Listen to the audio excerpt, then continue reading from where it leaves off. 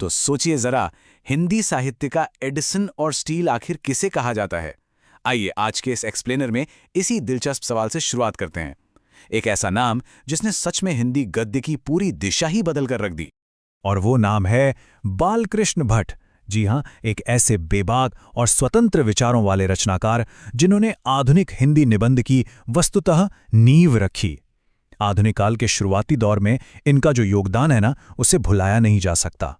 आधुनिक हिंदी साहित्य के इस आधारभूत लेखक के महान जीवन, उनके जबरदस्त संघर्षों और उनकी लाजवाब रचनाओं के इस रोमांचक यात्रा में आपका स्वागत है। किसी भी साहित्य प्रेमी के लिए ये चर्चा बहुत ही खास होने वाली है। आज के सफर में हम उनकी शुरुआती जीवन से लेकर उनके उग्र स्वभाव, उनकी बेहतरीन रचनाओं, हिंदी प्रदीप के ऐतिहासिक योगदान और निबंधों के जनक के रूप में उनकी विरासत, इन सभी पहलुओं पर एक एक करके बात करेंगे। तो चलिए कहानी उनके शुरुआती जीवन से शुरू करते हैं। बालकृष्ण भट्ट जी का जन्म 23 जून 1844 को इलाहाबाद में हुआ था, जिसे आज हम और आप प्रयागराज के नाम से जानते हैं। अब यहाँ एक बहुत ही दिलचस्प बात है। उनके माता पिता के स्वभाव में जमीन आसमान का फर्क था। एक तरफ उनके पिता बेनी प्रसाद भट्ट जी थे, जो पेशे से एक व्यापारी थे, और दूसरी तरफ उनकी माँ पार्वती देवी एक बेहद सुसंस्कृत महिला थीं। और पता है, ये उनकी माँ ही थीं जिन्होंने भट्ट जी के मन में पढ़ाई लिखाई के लिए एक सच्ची लगन पैदा की। अगर हम उनके शुरुआती सफर पर नजर डालें तो उनकी तरक्की साफ दिखती है। 1867 में एंट्रेंस एग्जाम पास करने के बाद उन्होंने 1869 में प्रयाग के मिशन स्कूल में पढ़ाना शुरू किया। फिर 1885 में वो सीएवी स्कूल में संस्कृत के टीचर बने और आगे चलकर 1888 में कायस्थ पाठशाला में भी पढ़ाया। मतलब एक संस्कृत के छात्र से लेकर एक समर्पित शिक्षक बनने तक का उनका सफर काफी शानदार रहा। लेकिन ठहरिए, एक टीचर के रूप में उनका यह सफर कोई मंजिल नहीं, बल्कि सिर्फ एक पड़ाव था। जल्द ही उनके खास और थोड़े अलग व्यक्तित्व ने उनके करियर की पूरी दिशा ही पलट दी। और वो अलग बात क्या थी? उनका उग्र स्वभाव।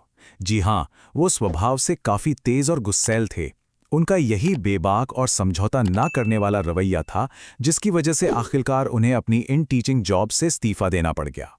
नौकरी तो गई, लेकिन मुश्किलें यहीं खत्म नहीं हुईं। पिता के निधन के बाद अचानक से परिवार का व्यापार संभालने का पूरा भारी बोझ उनके कंधों पर आ गिरा। इसके साथ ही गृह कला और भयानक आर्थिक संकट ने उन्हें चारों तरफ से घेर लिया। लेकिन कमाल की बात यह है कि इन तोड़ने वाली मुसीबतों के सामने उन्होंने कभी घुटने नहीं टेके, बल्कि डटकर सामना किया।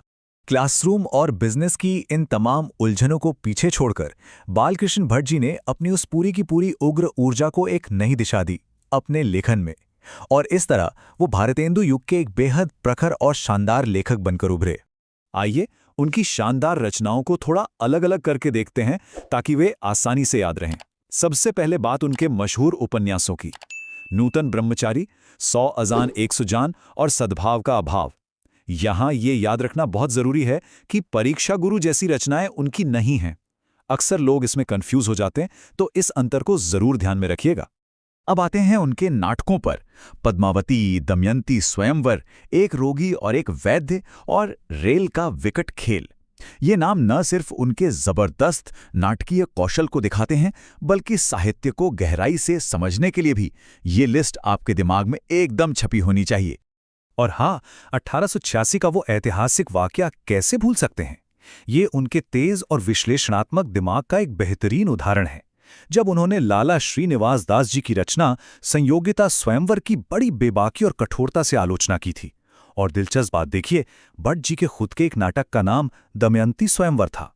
उनकी ये निडरता ही तो उनकी असली पहचान थी। एक बात और, उन्होंने सिर्फ लोगों के मनोरंजन के लिए कभी कलम नहीं उठाई। उन्होंने बाल विवाह, महिलाओं की शिक्षा, किसानों की दुर्दशा और समाज में फैले अंधविश्वास जैसी कड़वी सच्चाइयों पर सीधा प्रहार किया। उन्होंने सच में ये साबित कर दिया कि समाज की सोच बदलने के लिए साहित्य से बड़ा कोई हथियार नहीं है। समाज के प्रति उनकी इसी गहरी चिंता और कमिटमेंट ने उनके जीवन के सबसे बड़े और चुनौतीपूर्ण पत्रकारीय सफर को जन्म दिया। एक ऐसा सफर जो इतिहास के पन्नों में हमेशा के लिए दर्ज हो गया। साल 1877 में भारतेंदु हरिश्चंद्र जी से बहुत ज्यादा प्रेरित होकर भट्ट जी ने प्रयाग की हिंदी वर्धिनी सभा से एक मासिक पत्रिका की शुरुआत की, और इस पत्रिका का नाम था हिंदी प्रदीप। अब जरा इस नंबर पे गौर कीजिएगा। 33। ये कोई मामूली संख्या नहीं है। पूरे 33 सालों तक उन्होंने लगातार बिना थके इस मासिक पत्रिका का संपादन किया और इसे जीवित रखा।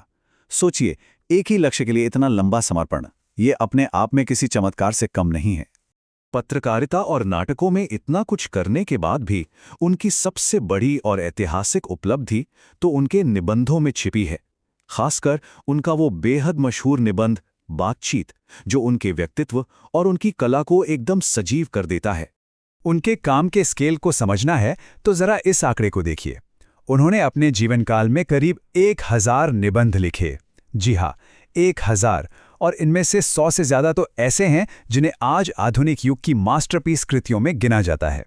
आधुनिक हिंदी गद्य की नींव माने जाने वाले उनके इन सभी बेहतरीन आलोचनात्मक और वैचारिक निबंधों को बाद में एक जगह इकट्ठा किया गया, और इस 2 खंडों वाले विशाल कलेक्शन को आज हम भट्ट निबंध माला के नाम से जानते हैं। एक तरह से ये उनके जीवन भर की अनमोल कमाई है।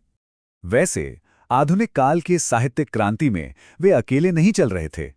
भारतेंदु हरिश्चंद्र, प्रताप नारायण मिश्र, प्रेमघन और राधाचरण गोस्वामी जैसे उस दौर के अन्य महान दिग्गजों के साथ वो मजबूती से कंधा मिलाकर खड़े थे।